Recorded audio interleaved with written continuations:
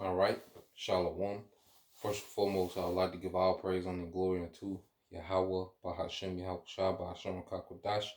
Double honors unto the apostles and the elders of GMS who rule well, teach well, bearing great examples to his younger brothers. And peace and blessing, salutations, hopefully out there pushing his word in truth and in sincerity across the four winds in the name of Yahweh, Bahashem, Yahawashi, pushing to get up out of here. Shalom to the hopefully the believers, the listeners who have came back to the obedience of the scriptures through faith in Yahweh Bashem Al Shah. And what I want to get into, all right, today is dealing with, something, I just seen a John Wick, John Wick 4, there was something said in there that made me think, about at the end of the day, we might as well be all in, because Esau Edom is getting ready to roll and understanding, as we coming to more understanding as we, been watching and, studying the scriptures and, studying our enemy Esau Edom. Okay, we know the way he thinks. All right, and this man is finna get ready to roll in a major way. The Lord is finna unleash this man in a major way. Okay, and Esau gonna be turned. All right, this is last hoorah before he's removed out of power. Okay, so it will behoove us to be all in with Yahweh Bashem Al Shai. All right, because regardless or not, Esau Edom is going to roll. So I want to get these precepts, dealing with an all in mindset. And then I want to deal with, the statement I heard in the movie and deal with, segue, all right, into something else. All right, but this is the book of Matthew, chapter 13, verse 47. It says again, all right. Now I start at 44.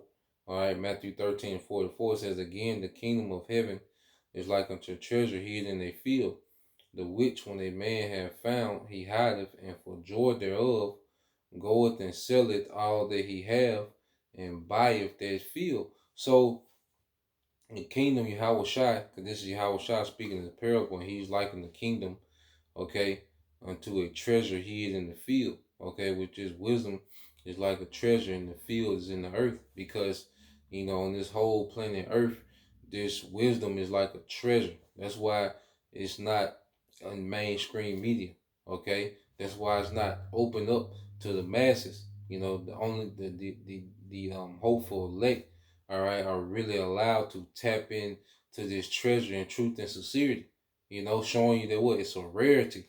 All right. And when the hopeful elect find this treasure, which is this wisdom, it says, for what? For joy thereof goeth and selleth all that he have and buyeth that field. Okay?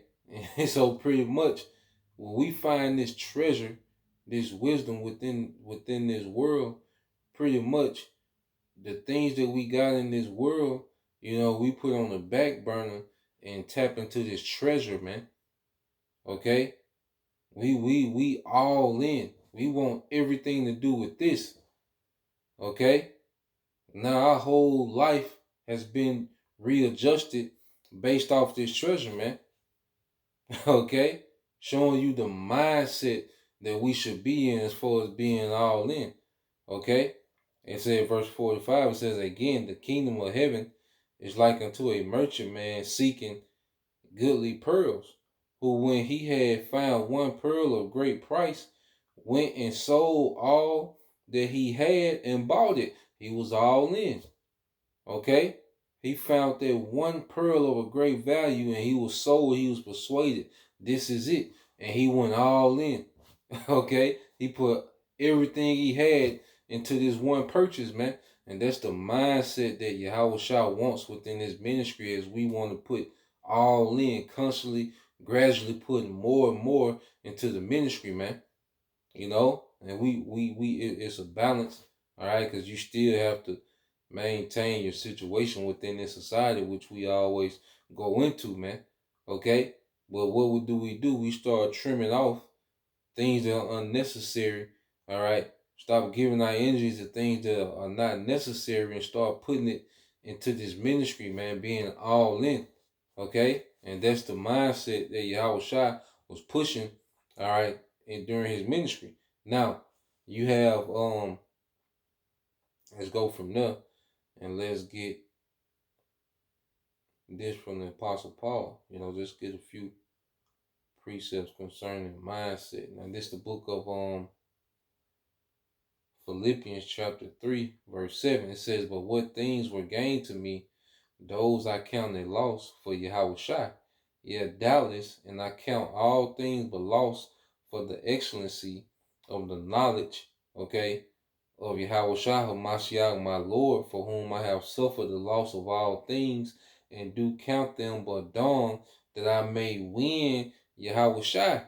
So the Apostle Paul is saying, look, anything that I could lose to gain YAHAWASHI is dung to me, is nothing. If I'm gaining YAHAWASHI, all right, nothing I lose is worth even mentioning. It's like dung. Whatever I done lost gaining YAHAWASHI, okay, is dung to me, is nothing. All right, and these are all okay precepts that provoke a certain mindset that we should be in. All right, now let's go from there. Let's get another one. I think it's the same book. All right, the same chapter.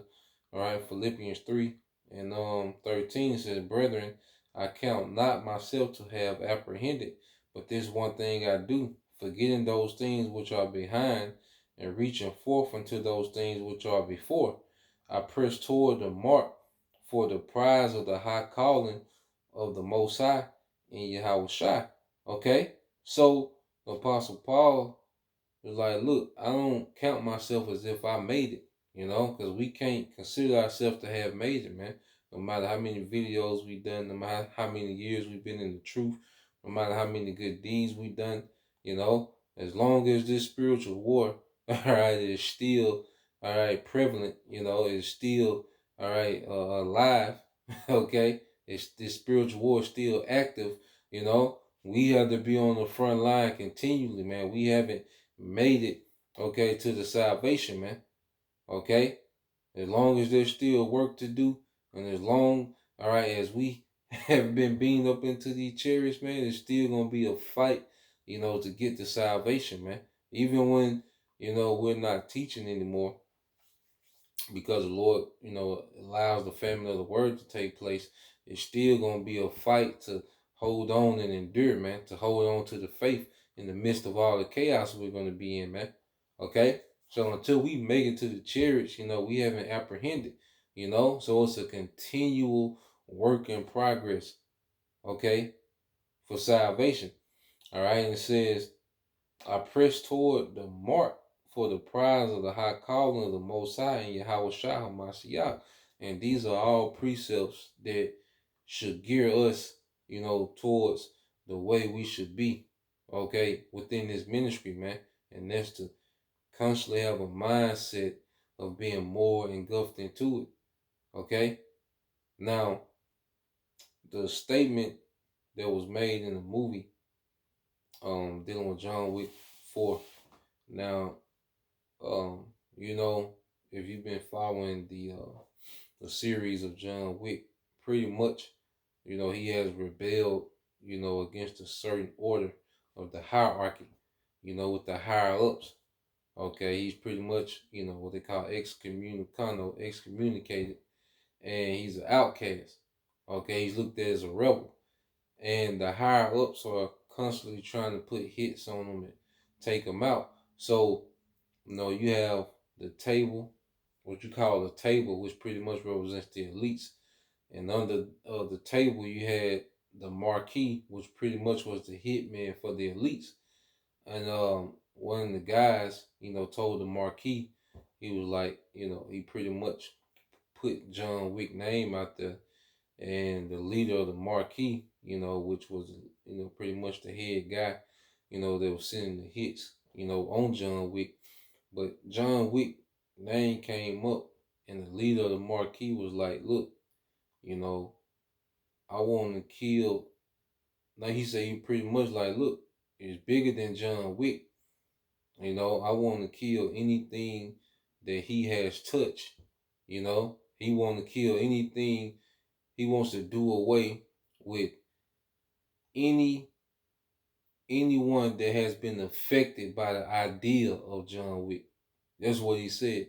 He wants to destroy anything that has been affected by the idea, the ideology that's behind John Wick. Okay? And that's how the elites look at us. Okay? Because YAHAWASHI, when you read the scripture, YAHAWASHI is an idea that has become a lifestyle to us, man. Okay? That's became my belief, that has became our culture. It has became who we are. You see? And they at least want to do away with any trace of Yahushua in the earth, man. All right? As we went into the other day where our Lord was crucified, you know?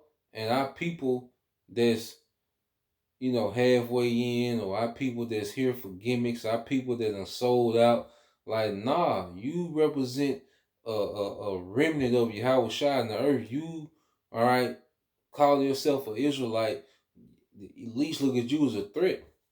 Okay? If we done said Khan one time on the comment board, hey, you're marked as a threat. You done left a comment. Hey, you ain't gotta leave a comment.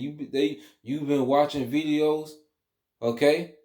Hey, the least look at you as a threat, as if you're affected with the idea of Yahushua, the ideology of Yahushua, man. Okay? Because just get that word ideology. Let's get that. Because, see, you have false ideology. All right, then you have true ideology. And the one true ideology is Yahushua. That's why Yahushua said, I'm the way, the truth, and the life. Because there's plenty of ideologies, that people, believe in. But we believe in the true ideology of Yahushua. It said, now, this is ideology. It says a system of ideas or ideas, especially one which forms the basis of an economic or political theory and policy. All right. And you go to definition 2, it said the science of ideas, the studies of their origin and nature. Okay. So when you go into the Bible, it's full of who? Yahushua. Okay. When we speak about the standard of righteousness and the way to be and being conformed to Yahushua, that's a righteous form of ideology, man. Okay? And Esau looks to anyone that's, been exposed, to this way of thinking and has showed any type of interest. He's going to look at you as a threat. He wants to wipe away all of it, man. And that's why our scriptures say, let's go here. Let's deal with the sellouts. Okay? Let's deal with the sellouts. Our people that know that they're Israelites and got camps. Because it's some of these men that have sold out, man. Come on, man. Stop playing. All right, it's gonna be put out there, but come on, a lot of these guys are sold out, man. Okay, now let's get Isaiah 28 and 15. All right, it's dealing with the sellouts, man. It says, because you have said, we have made a covenant with death. Okay, a covenant with death, and with hell are we at agreement. When the overflowing scourge, shall pass through, it shall not come unto us, for we have made lies our refuge, and on the falsehood have we hid ourselves. You got Jakes that think, by them selling out as if they're, going to be passed over when Esau, starts to come down, man. See, Jake don't understand. It's the Lord that controls Esau. If you sold out, you there's no way you can believe that the Most High is in control of Esau. You're pretty much, by selling out, you're saying Esau has the last say so. Okay, because you did it for as an act of safety, not only for the perks of selling out, the money, the clout, the instant gratification, the machine behind you. Okay, nah, if you're an Israelite, leader, okay, or any Israelite camp, and their heads have sold out to Esau, even that's pretty much a token that you don't believe the Most High is in full control of this man. Okay, and that you have to appease to Esau to get mercy, man. Okay, but nah, man, you still represent an idea of Yahawashi. You call yourself an Israelite, Yasha, he prince of the power. Okay, Yahawashi is the top prince of power. Okay, the King of Kings, Lord of Lords, under the Heavenly Father, he's the top prince of power. Okay, so if you go by, you got all these fake Facebook's accounts. You got fringes on everything. You represent the ideology of Yahawashi. An idea, the idea of Yahawashi, even if it's not in truth and sincerity, and you here for a gimmick and you playing, guess what? The least still look at you as you represent the idea of Yahawashi, man. Okay? Because you are an Israelite. All right? It's a professing Israelite. Okay, it says, therefore, I start jumping to verse 17. It said, judgment also will I lay to the line, and righteousness, all right, to the plummet, and the hail shall sweep away the refuge of lies, and the waters, which Esau Edom is those waters, shall overflow the hiding place. Okay, because Jake think they done, made some backdoor deals to where they're gonna be good when Esau rolls. No, Esau gonna roll around your ass too, man. If you sold out, man, hey, you getting ready to lose in a major way.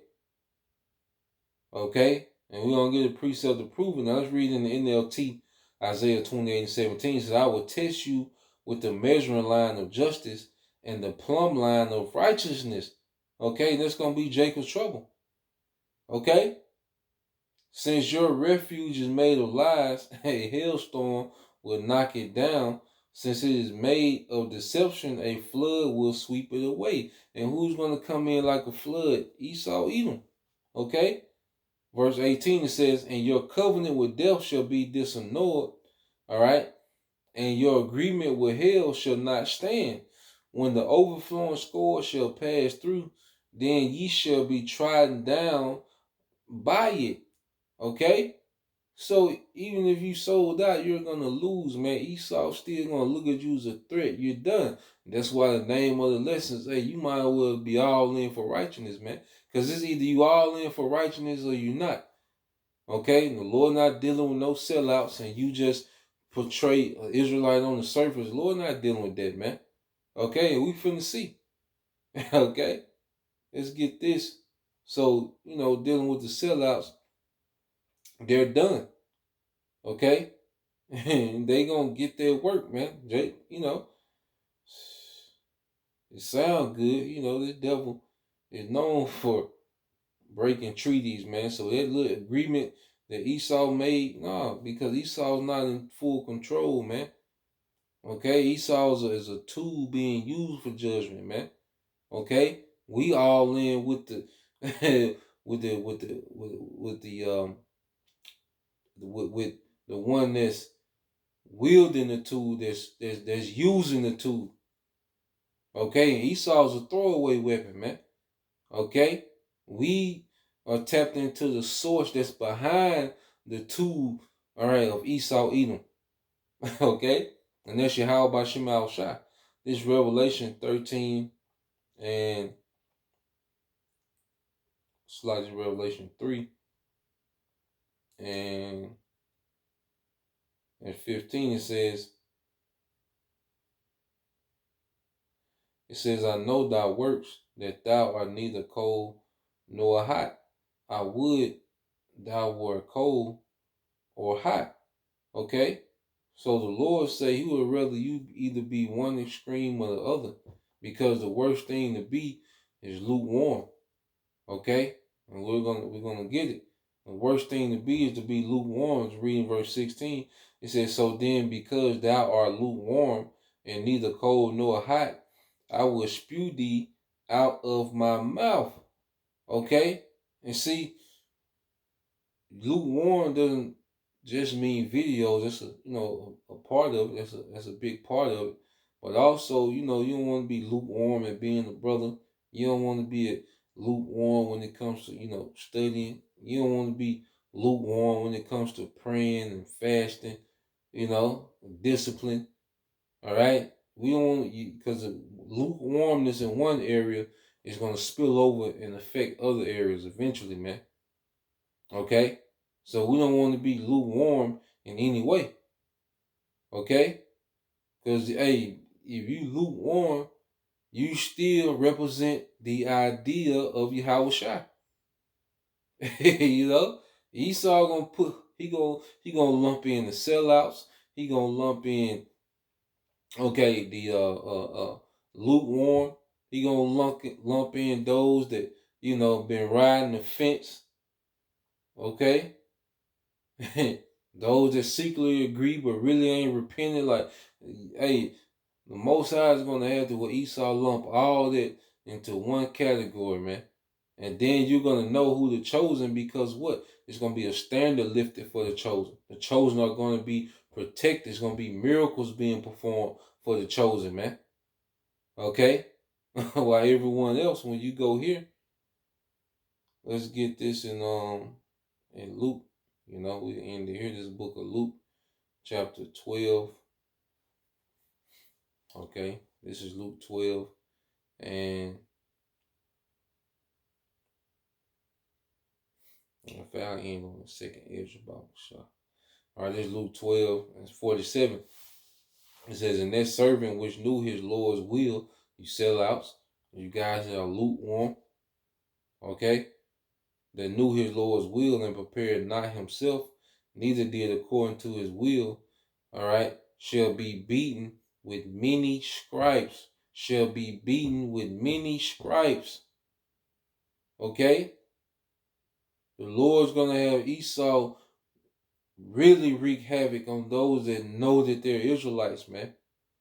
Okay, because the spirit on Esau, like, okay, he's a threat. They are a threat. I gotta go extra hard on them, and that's gonna be the anger of the Lord. Okay, working through Esau, man. All right. So let's go here. Let's go ahead and get that in. Oh yeah, I've got this in Sirach. Let's get this too. This is the book of Sirach, chapter 2. All right, verse 14. It says, "Woe." I started at 12. It says, "Woe be to the fearful hearts and faint hands, and the sinner that goeth both ways, and woe is destruction.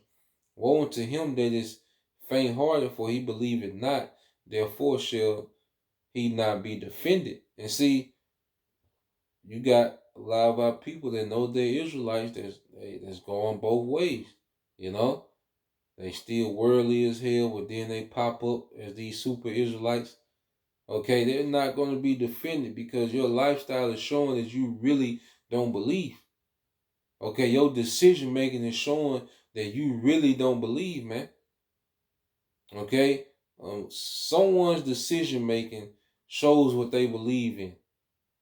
When we get through talking and debating and no, your decision making shows what you believe in, man. All right, it shows what we believe in our decision making, man. All right, so there's a lot of our people, they still, have this world ideologies, and then they try to mingle in the truth when it's convenient for them. Like, nah, you're not gonna be defended in that day, man. You're not all in. Okay. Verse 14, it says, "Woe unto him that is faint-hearted, for he believeth not. Therefore shall he not be defended. Woe unto you that have lost patience, and what shall ye do when the Lord shall visit you?" The guys that have fallen away, those guys as well. The men that was in the truth and they think because they fell away and went all the way back into the world, like, nah, hey, Esau still, he got all the footage and the names, and like, nah, you still gonna be looked at as a threat, and the Lord gonna deal. You're gonna be unprotected in the time of judgment, because Esau was just a part of the Lord's judgment, a part of the Lord's wrath before he's judged, man. Okay? So let's go here. All right. The second Esdras. As I will end here. This is the book of second Esdras chapter 16.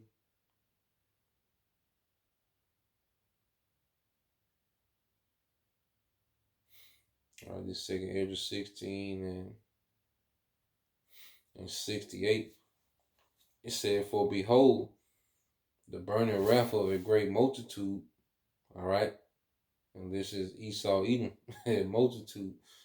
All right. And the Lord's gonna have this man pissed.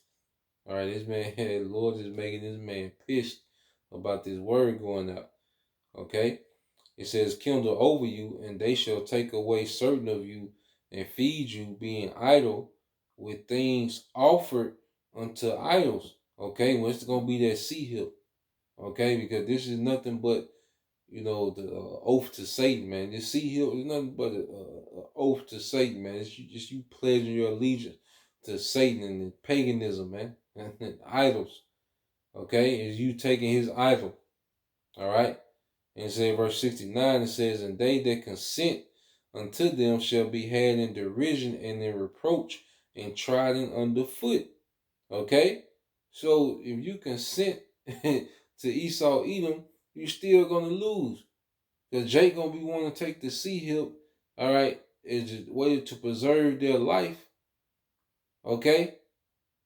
But it's gonna be the opposite effect. No, they're gonna get it the worst.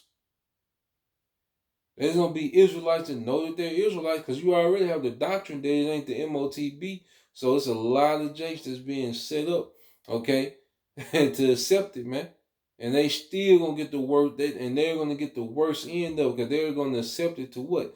To try to preserve their life, man. Okay? And it says, verse 7, it says, "For there shall be in every place and in the next cities a great insurrection upon those that fear the Lord." All right. "Upon those that fear the Lord, they shall be like a madman, sparing none, but still spoiling and destroying those that fear the Lord. For they shall waste and take away their goods and cast them out of their houses. Then shall be known, all right, who are my chosen, and they shall be tried as gold in the fire." So the chosen are going to be known through, first off, their unmovable faith. You know, that unmovable faith is going to show, okay, this he chosen, he not budging. And then when the favor kicks in, the miracles, the standard, then it's going to be known. Okay, but it's going to be for those that are what? All in. Okay? So I just want to put that out there. It made me think of it. Lord will, you brothers. All right, and you few sisters will edify to the next time I say Shalom. Kwam Yashala, a Bible, DTA soon. Shalom.